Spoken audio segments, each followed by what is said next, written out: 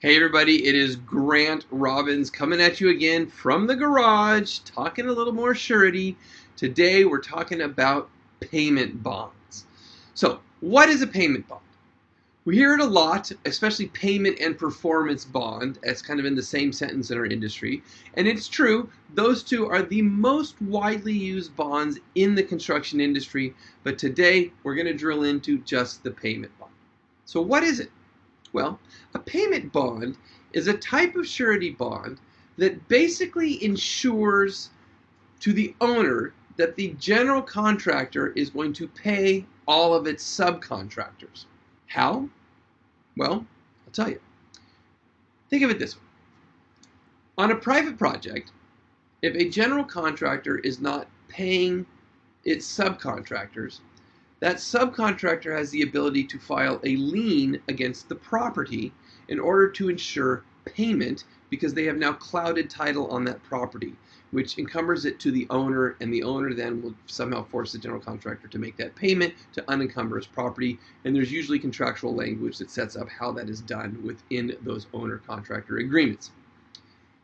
If there is a payment bond in place on the project, the subcontractor puts a claim, instead of a lien on the property, they put a claim on the bond, thereby skipping the property title issue, and therefore they are now insured payment through the bond that was put in place.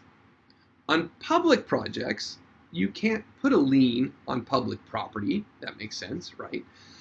So you have to have a payment bond on public projects so that the subcontractors then can put a claim on the payment bond in those cases.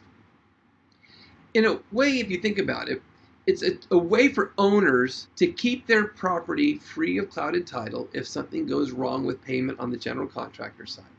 Okay? Think of it as like a giant bucket of money that is sitting there for payment to people if something were to go awry. Now, what does this bond cost?